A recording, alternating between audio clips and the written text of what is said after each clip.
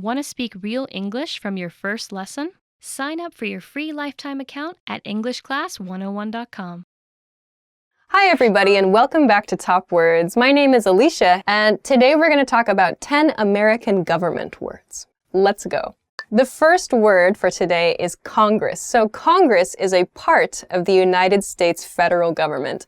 Congress has a lower house and an upper house. In a sentence, the U.S. Congress is made up of the House of Representatives and the Senate. So in this case, we're going to talk about these words later, but Congress is composed of the Senate and the House of Representatives. So the next word is president. So the president is a very, very famous figure worldwide. The president is part of the three branches of the American government system. The president is head of the executive branch of government. In a sentence, the U.S. president lives in the White House. The American government has what we call a checks and balances system. So having three branches of government, the idea is that if any one branch of the government makes an interesting decision or a bad decision, or if there's something that's a problem in any one of the three branches of government, the other branches will fix the error. So the president is the head of the executive branch. The next expression is the House of Representatives. So the House of Representatives, as I mentioned before, is part of Congress. Congress is made of the House of Representatives and the Senate. In a sentence, the House of Representatives passes bills which are next sent to the Senate. There are members from each American state in the House of Representatives. The people who are members of the House of Representatives are chosen based on the population where they come from. The next expression is Senate. So as I mentioned before, the Senate is part of the U.S. Congress. Senate and the House of Representatives are these two components, these two houses in the U.S. Congress. In a sentence, the U.S. Vice President is President of the Senate. The Senate is different. There are two people from each state, two members of the Senate for each state. That means each state has an equal number of representatives in the Senate. All right, so this next word is bill. Bill, I mentioned this earlier in an example sentence. A bill is a piece of legislation. So legislation means like a policy or a law or a set of rules relating to the government. A bill, however, is different from a law because a bill is not yet a law. In a sentence, new bills are introduced to Congress every year.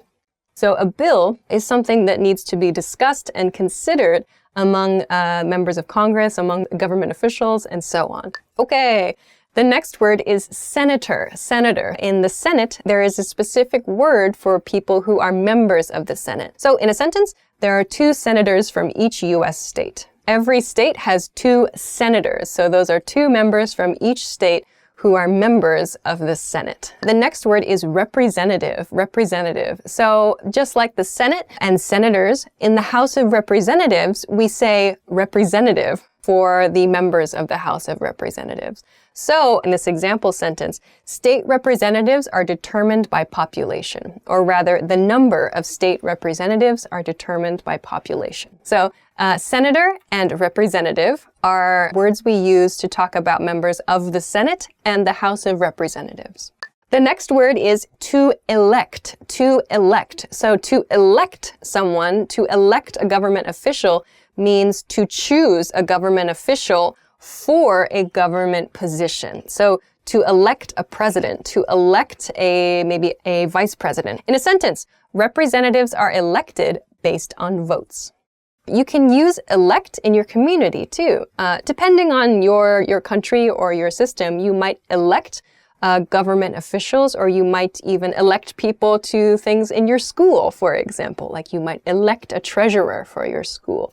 So to elect means to choose someone to lead you in some way. So to elect a leader. All right, the next word is an interesting word. It's to impeach. To impeach. There are a few different definitions for impeach, but when talking about the American government, to impeach, we can say it means to remove someone from office, to cancel their government official status. So, in a sentence, there's talk on the news of impeaching a government official.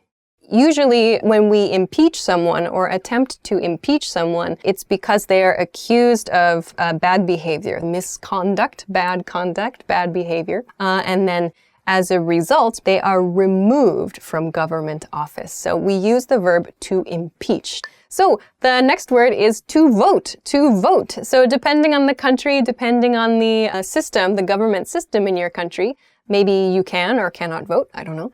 But to vote means to make a choice, the person you would like to elect to a government position. So maybe you can vote for a president or a prime minister. So in a sentence, it's important to vote. To vote means to choose personally, to vote for blah, blah, blah.